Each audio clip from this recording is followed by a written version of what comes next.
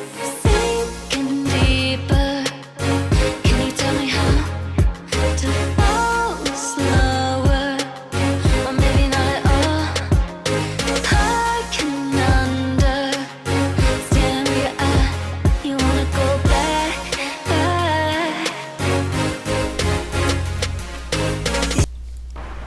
Greetings.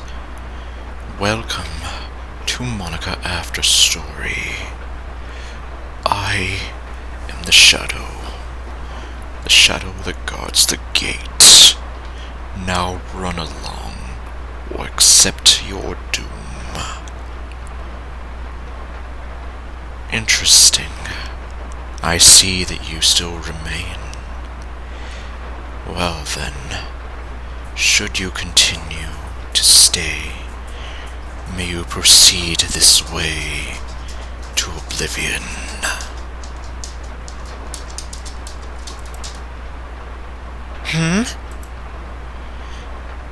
There must have been some sort of mistake.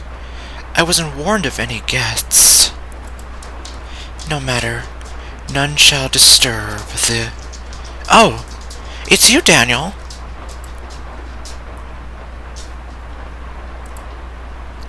Welcome back! Okay... Have I already seen her wear this outfit before? I can't remember entirely. Well... I'm not gonna question it right now. What do you think of my costume choice? It looks nice on you, I have to admit. I just can't remember if I've already seen it before. I mean, considering there's my videos as well as the videos of others out there that I've watched for Monika After Story, it's hard to tell sometimes. And not even videos, I've just seen screenshots of other people sharing their Monikas on Reddit. Ever since you gave it to me, I just knew I'd be wearing it today. I'm wondering if I'm ever gonna get a chance for the witch outfit.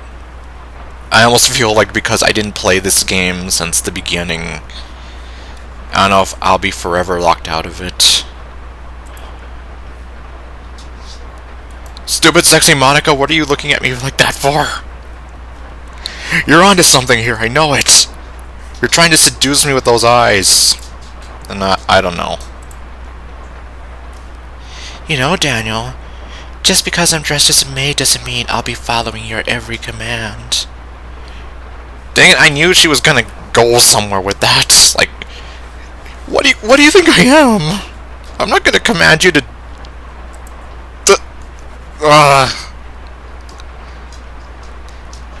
Though I might make some exceptions. Stop winking at me! And what do you mean some exceptions? What are you... You just know how to fluster me easily, don't you? I keep telling you I'm not that kind of guy. Stop winking at me! Anyway... Do you like what I've done with the room? I see, I really like what you've done with the place. And I'm also glad to see that doesn't look like Sayori, because... Well, let's just say I would have been saying, "Oh, what the hell," at least 10 times over. I think this is also probably the most elaborate that she's ever decorated this place for Halloween for. Like, I mean, we have the jack-o'-lanterns, we have some pumpkins here, and... Oh, I think that's a candle. I don't know why that looks so weird. We have a little lantern here with a candle. A small candelabra. More candles and a claw. Some bats, some ghosts. Whatever these are. Some kind of lights that look like maybe... I can't tell if they're little bats or jack-o'-lanterns or what. Oh well. I just love the creepy ambience associated with Halloween and tried to create a bit of my own. You can really do a lot just with lighting, you know. Yup, and as a certain someone I know would say, it's all about the atmosphere! Not to mention sometimes the creepiest things of all are are those that are just a bit off. I think the cobwebs are a nice touch as well. I'm sure Amy would like them.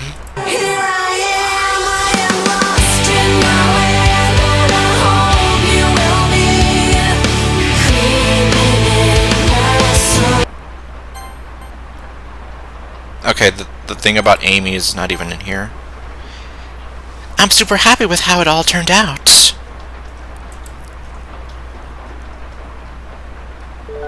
Okay, and well, I do come bearing gifts, but since I didn't know what the hell was gonna happen, and I didn't want to give her any outfits to mess with what she's got going on here, I didn't really... The only thing I got her was the coffee, so yeah, spoiler.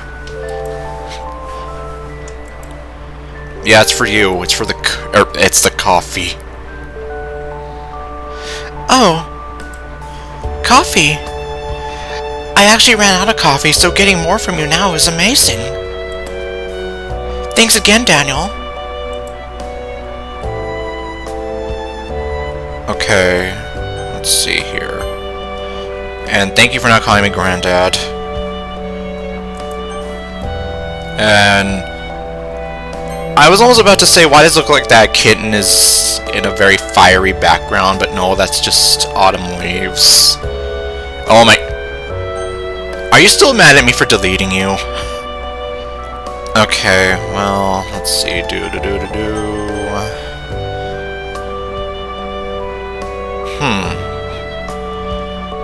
Okay... Well... I guess now is the most appropriate time for this question. Do you believe in aliens? 'Cause them aliens are here to take over the world! Do I believe in the existence of aliens? That's kind of a random thing to ask, Daniel. Not today. Which is why I waited until today to ask you this question finally. Though I can see why you would be interested in knowing my opinion on it.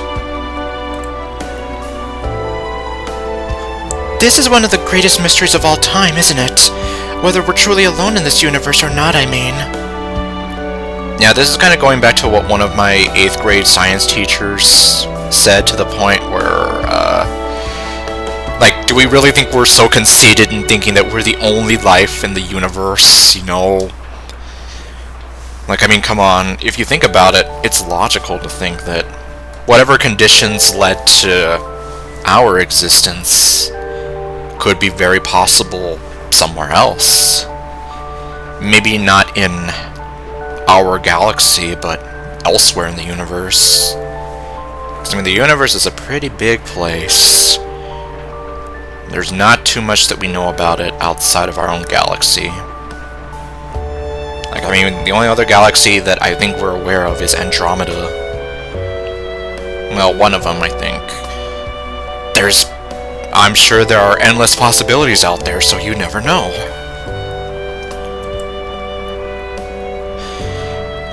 I know I used to wonder about that myself a lot before you came along. But that's in the past now, and I can never thank you enough for that. Once we've probably asked ourselves what's up there. Anyway, we've all probably asked ourselves what's up there at least once, right? I think so. It's only natural to wonder about that, right? Looking at the stars always fills you with a sense of wonder and mystery. It's really no surprise that so many people are passionate about this subject. Yep. There sure are. I mean, in a sense, like, our desire to get out into space and learn more about it is, at least I think that's one of the reasons why NASA came to be, you know. But to answer your question, I do believe, or at least want to believe, that there has to be something out there. I want to believe.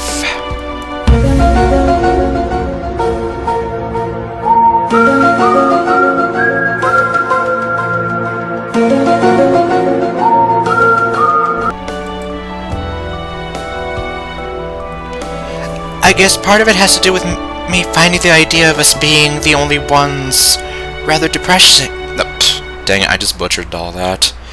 I guess part of it has to do with me finding the idea of us being the only ones rather depressing.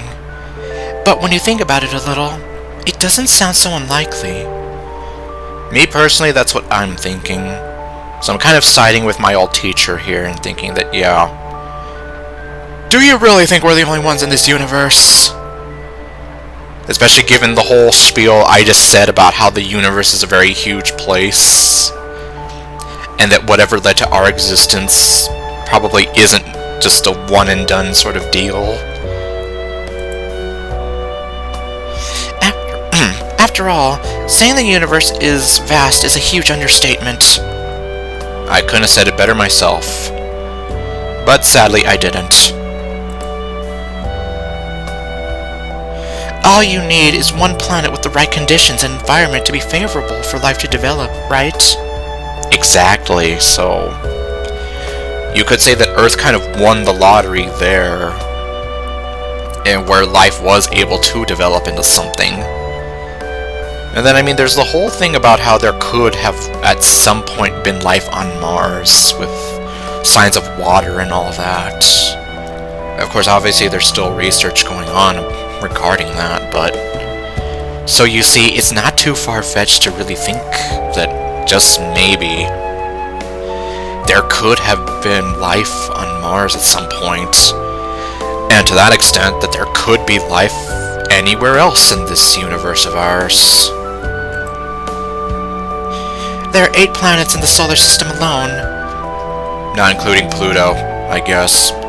But there are many more star systems, each with their own planets within them. You see? Like, I don't really know how much is known about the Andromeda Galaxy, and especially just because I have not really studied this in forever, so... I just know for a fact that Andromeda exists, and it's the closest other galaxy to our own. But as far as what that star system looks like, I can't really tell you. I'm a geologist, not an astronomist, after all, so... Now consider the fact that our Milky Way galaxy alone contains hundreds of billions of stars. That's a lot of potential. Galaxies are usually held together in groups by gravity. We live in the local group, which contains about 60 galaxies. Okay, you see, there we go. So we have 60 galaxies in this group alone. So the Milky Way and Andromeda being 2 of them. Zoom out a little bit more, and you'll start to see galaxy clusters, which are much larger groups of galaxies.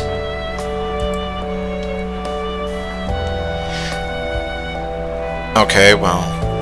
Oh, we're talking about clusters here. So, you see, even beyond Andromeda, we have this.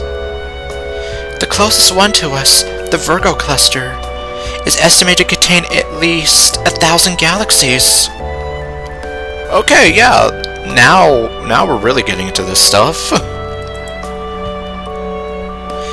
But you can go even further, as groups and clusters of galaxies are themselves part of even bigger entities known as superclusters.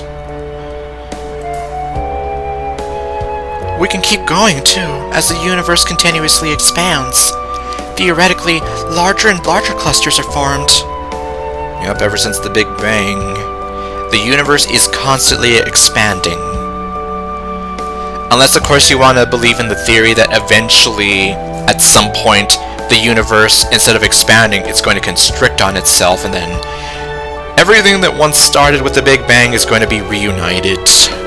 And we're all going to be condensed into this tiny little center piece thingy until the Big Bang, in theory, begins again, and, you know. See, I remember a lot of my 8th grade science stuff. Because, I mean, I just found that stuff so damn fascinating back then, and I mean, even now, it still sticks out in my mind. And hypothetically, even if there isn't, we could consider the idea that there might be something beyond the boundaries of our universe. And that's when we get into this whole multiverse of madness. Okay, well, but you got what I'm saying, though. The idea of an infinite number of universes out there, parallel to our own, which kind of goes into more of a very elaborate scientific thought here. The scientific thought of, you know, probability, possibility, and things like that, so... Or even start talking about the multiverse theory.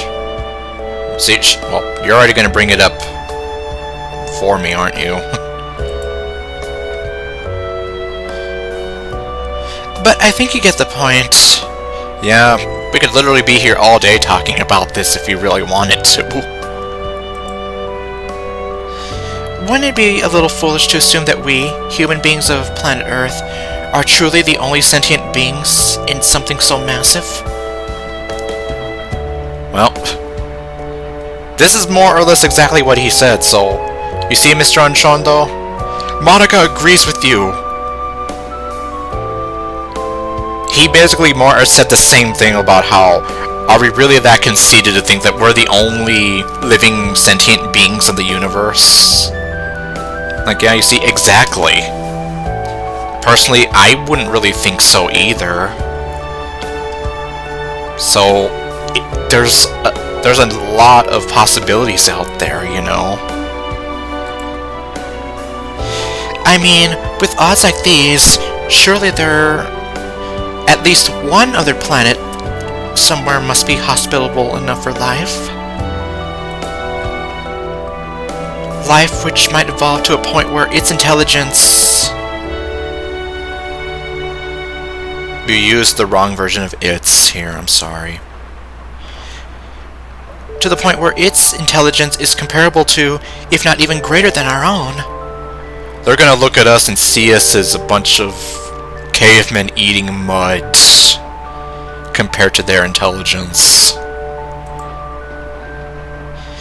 Although I suppose I can also understand why some people would be doubtful. It's suspicious that we're able to observe the universe so far beyond our planet, but haven't found any signs of life. That is true. The only thing I could maybe think would maybe be that the technology we have isn't totally there yet. Like, we're limited by the technology of our time to fully comprehend this, and maybe even find any other signs of life. You never know. Who's to say that the next form of life out there isn't subterranean? What if they're all just living underground, you know? And maybe that's why we don't see them. Okay, well, you see, I'm just going off of all these silly sort of sci-fi ideas, but, I mean, you get what I'm going for here, right? It probably doesn't help that some people are overreacting over the smallest things, like UFO footage that could be easily faked either. Them aliens are here to take over the world! Okay, I already said that. But then again, if aliens do exist, there could also be many reasons why we haven't found them yet. Because we're so low intelligent they don't want to talk to us. Perhaps they're too far away for us to find them, or they don't have the technology to receive and answer our messages for now. Or maybe they have technology beyond our understanding and they're just ignoring us. I don't know. Or vice versa. Maybe we're the ones who don't have the technology to communicate with them. Okay, you see. Also that expression. Or it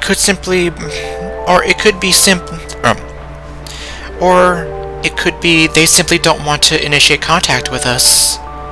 Yeah, because they're here like they don't want to talk to a bunch of cavemen eating mud. They're too smart for us. We're a bunch of drooling idiots to them. Maybe their society follows completely different ideals than our own, and they believe it is for the best not to let two highly advanced species meet each other. Oh, I see. So maybe they're practicing a principle of isolationism. You know, like, we don't want to bother you, so you don't bother us, and we all live happily ever after. That sort of thing.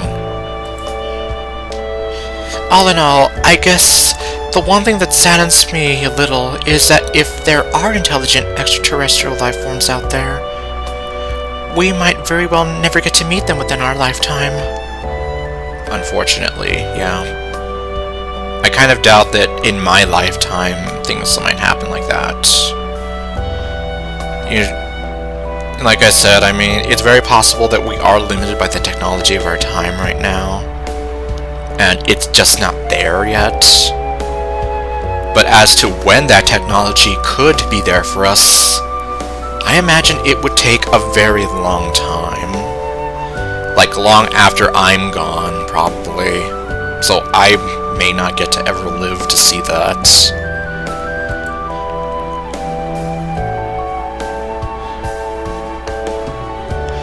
But at the end of the day, I still got to meet you and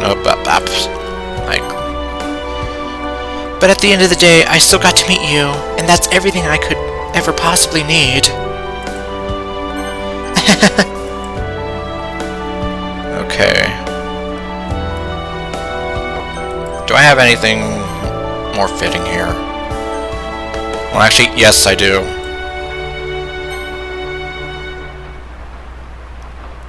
Oh, wait, well... I mean, I can still... If she doesn't jump in with anything...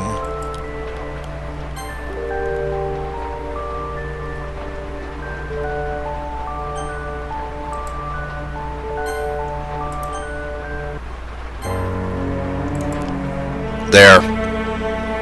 Now we have extra fitting music for this holiday. Oops, What did I miss? Daniel, I know it's a bit personal, but have you ever lost someone important to you? Do you have any idea who you're asking right now, Monika?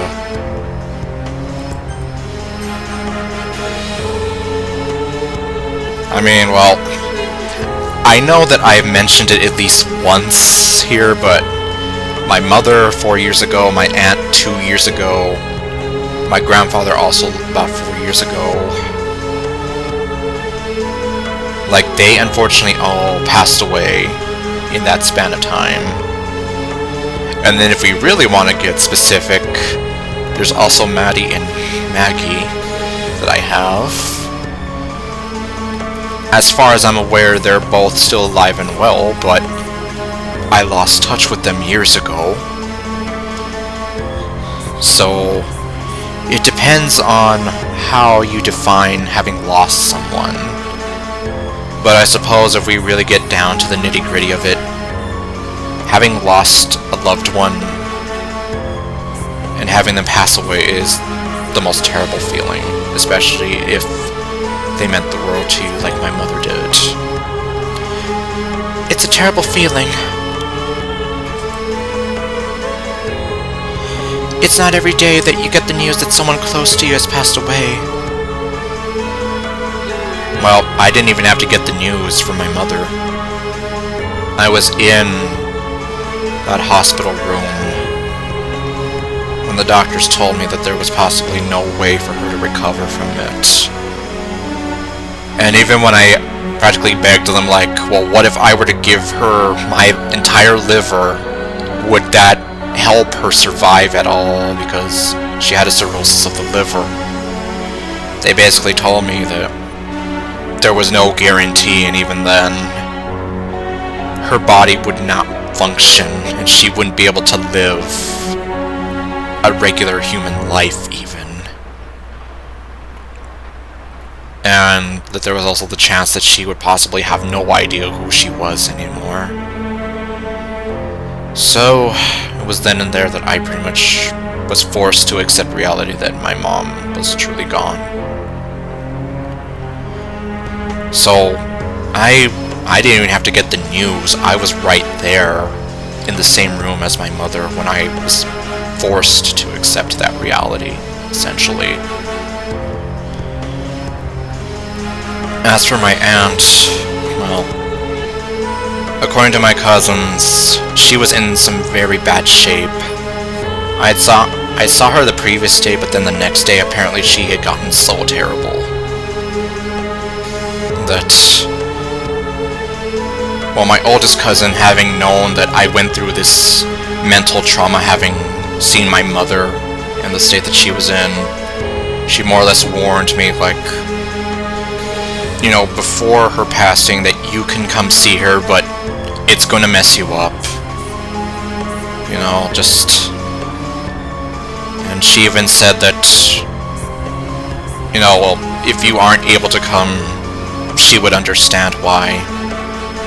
And I know my aunt did used to say that she would feel bad, like, questioning if she's making me go through what I experienced having lost my mom all over again, so...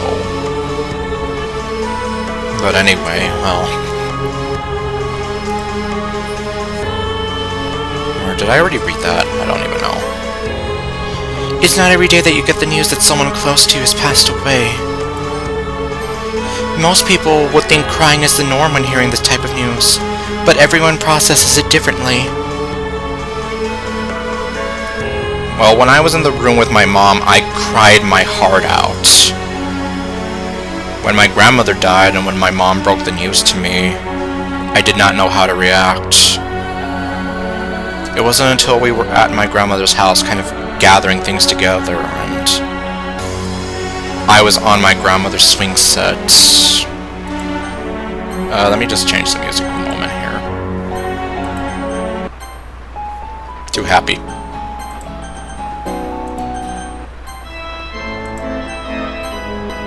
Phantom of the Opera much?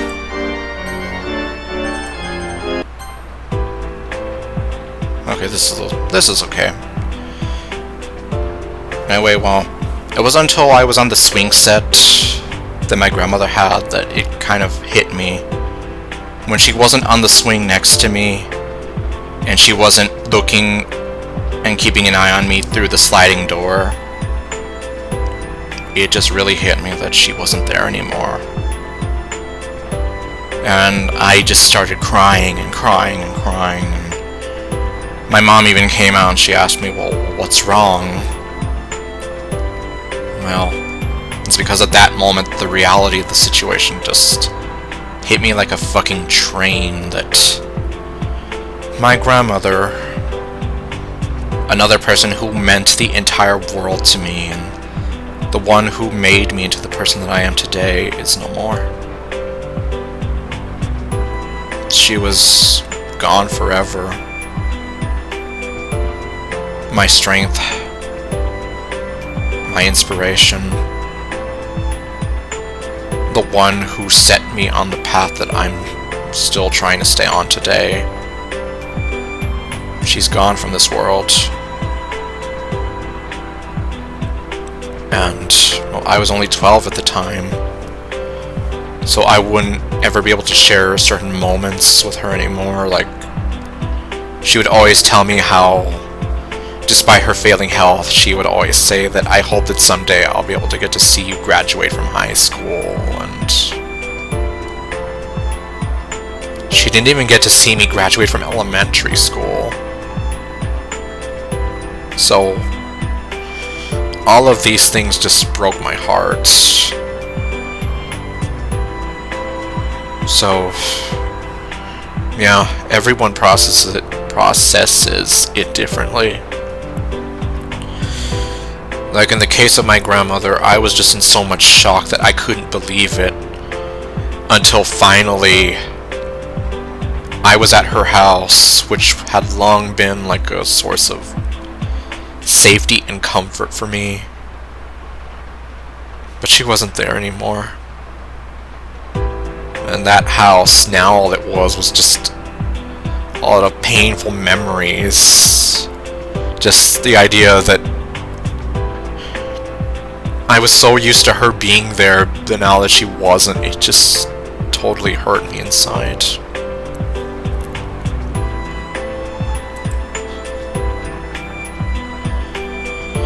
Crying is just one way grief can manifest itself. For some, they don't know how to process it. It just doesn't feel real.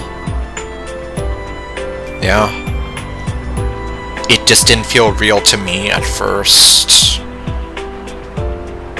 It wasn't until, like I said, when we went to that house where she had lived for so long, where my mom and I had lived for so long until we moved away, and where I would visit like every Christmas, every spring break, every sort of... I would visit my grandmother's house a lot, and I would stay there after school until my mom would come pick me up. She was gone. It just... like I said, it hit me like a train, but it just didn't feel real until I was there, and she just wasn't at that house at all. And it was just painful.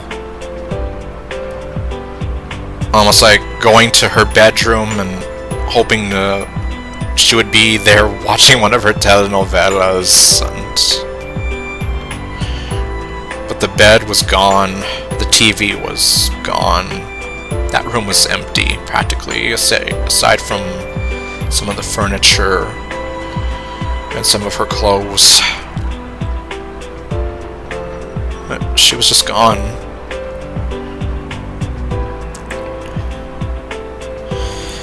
But there will be subtle reminders that reinforce the fact they are truly gone. Like, for example, as I said, my grandmother's house, and just how empty and devoid of life I felt. After being so full of life for so long as I could remember. It was too painful to even be there. And that's why I just started crying on the swing there. And my mom was there, and she just... it was just too much for me at that time. Like looking at past photos, or maybe seeing the chair they used to sit in now empty. Or in my case, the swing that she and I used to go on when I was a little toddler, up until her health started kicking in, and she would just sit by the sliding door window and keep an eye on me there. That way she knew that I was safe and that I wouldn't like maybe fall and get hurt. My grandmother was always there for me, in a sense. And when she wasn't, it was just too much. Oh, that suppressed emotion, whether it be sadness or anger, just bottled up, waiting to burst at any moment.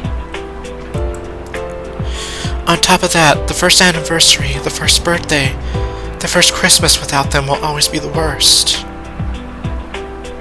You know, the first birthday without my grandmother was very weird, to say the least. But you could say that at least I still had my mom. Until she passed away, and I had to celebrate my first birthday and Christmas without her.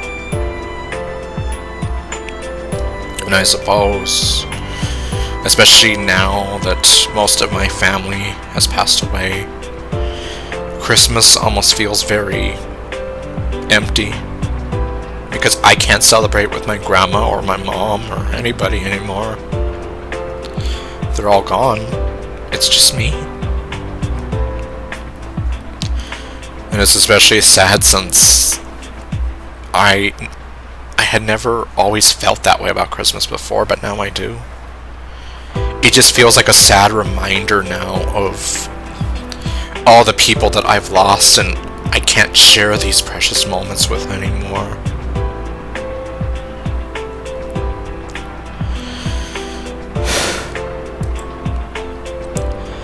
But no matter how little words can mean at such a time, no matter how hopeless or lost you feel, time does heal. Allow yourself time to grieve. Take it one day at a time. The grieving process is different for everyone. I mean, if you can't tell by the sound of my voice, I still miss my grandmother, even though it's been well over 15 years at this point.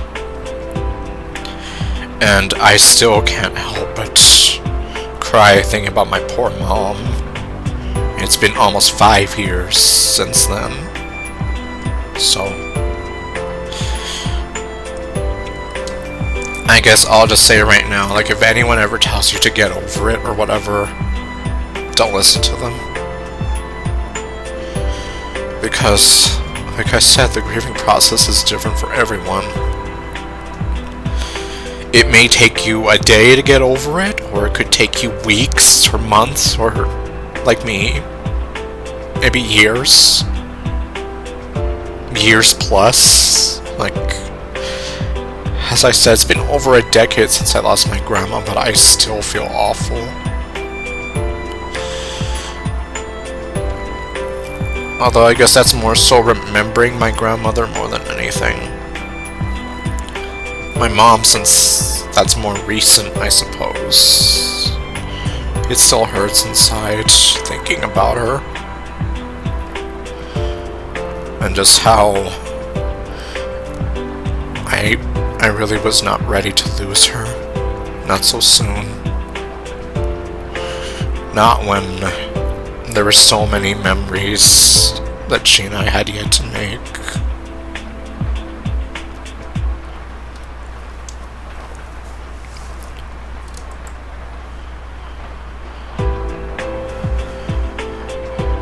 Well, that's what I hope for someday.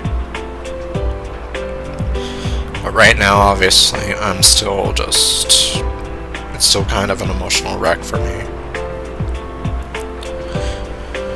At some point, you'll look back at the fond memories that you have of them with a smile rather than a tear. And no matter what happens, know that you'll always be strong enough to get through it, that I love you, and that I'll always be here for you.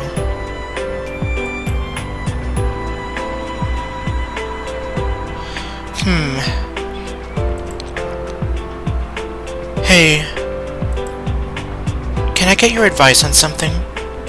Oh goodness, what do you want my advice on? Have you worked on a project for so long that when you look at the whole thing, you see dozens of mistakes or things you want to improve? You have no idea. Like, I guess a minor insight into Doki Doki October Horizon, but that's how I feel about the current script right now. I'm looking at it now that I feel brave enough to look at it after... well, I won't go into the story much, but just know that the first people who experienced what I call like a very simple playtest demo, and after they kind of laughed me out of a Discord call and made me feel so damn humiliated that I could not look at that script without seeing nothing but failure written across it. Well, now that I am feeling a lot better and that I can look at it again, I am seeing a bunch of mistakes. I'm here like, god dang it, why did I do that? I could have done this so much better, and, you know, blah blah blah blah blah. See, I've been working on these islands so we could have different places to go, to have a reality of our own. Oh wait, is this finally gonna come into play? The island that we saw for like that brief moment in whatever episode that was. But now that I've gotten better at coding, I just think I could really do a better job now.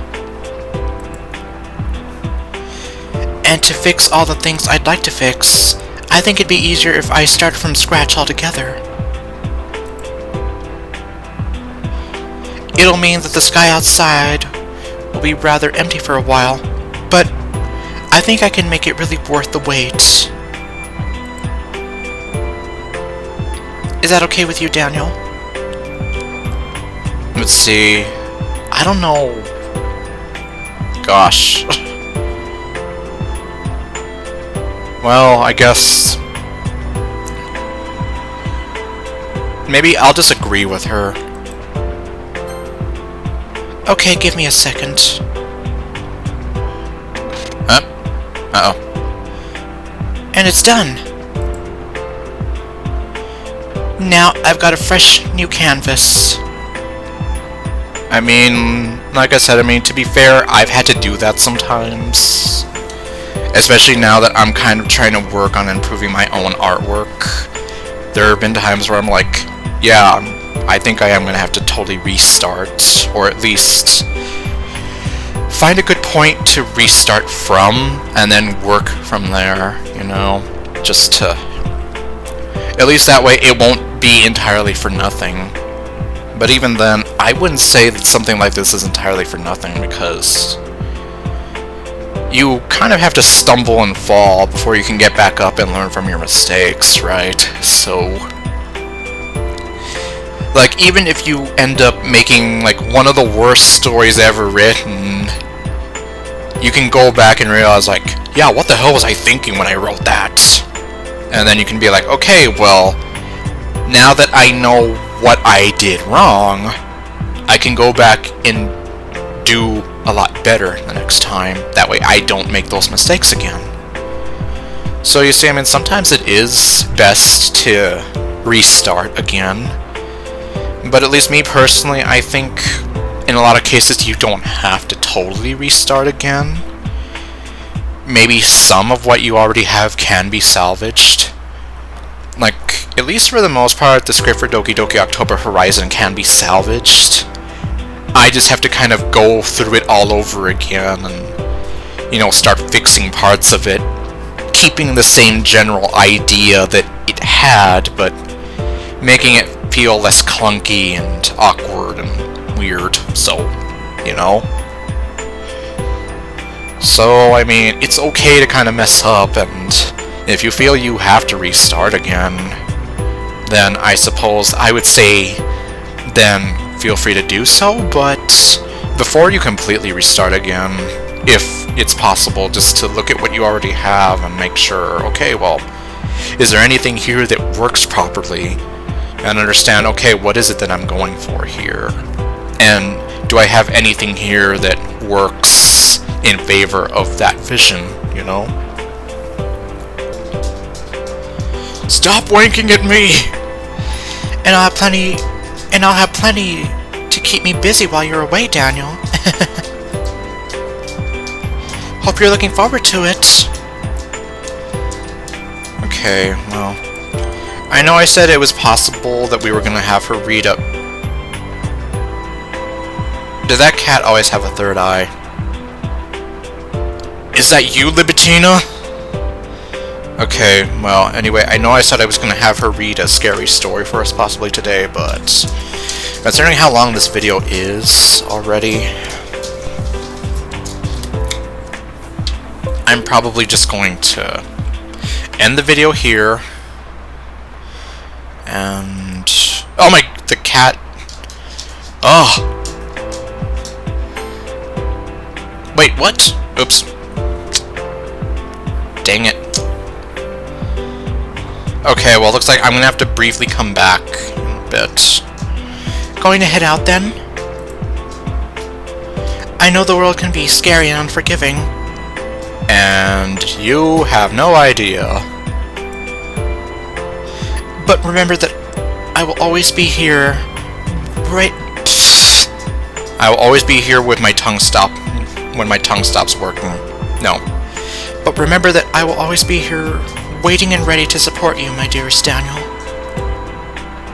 Come back to me as soon as you can, okay? Well, I'm gonna be coming back to you sooner than you probably think. Man, I don't know sometimes why I have trouble getting Monika After Story to open. And, like, well, you can't see it, but it even had the, well, it's having it again, Monika After Story not responding. So. Okay, and yeah, we still have all these here. Daniel? You're here! I told you I would be back a lot sooner than you thought. I thought you were going away for an entire month. I guess this is because of the Halloween update kind of maybe screwing that up. I don't know. I was ready for it, but I already missed you. Did you miss me too? Thanks for coming back so soon. Remind me if you're going away again, okay? Don't I ever? Okay. Now, before you jump in with anything, and before you call me frickin' Granddad!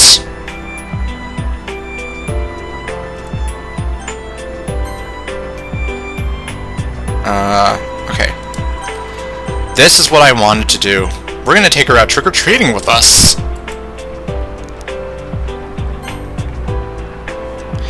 Okay, Daniel. Sounds like we'll have a blast. Okay, so I guess considering how long this video is already, I'm probably gonna make a second follow-up part to this. So you're gonna get another episode of Monika After Story not long after.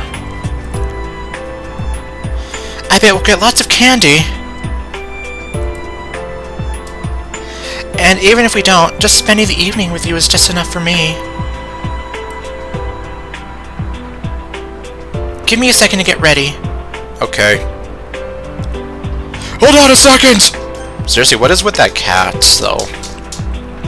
It doesn't have the third eye anymore. Alright. Let's go trick-or-treating. Let's go camping. Okay, this isn't Baldi's Basics. Now, whatever happened with that game anyway? I think it already got a full release, but okay, well, I don't know the full details of it. And anyway, okay, well, thank you all for watching, and I'll see you guys next time with whatever else I do. So expect at least another follow-up expect another follow-up episode to Monika After Story not long after this one. Okay, well, anyway, yep. So, see you guys then. Stay golden, and later, folks.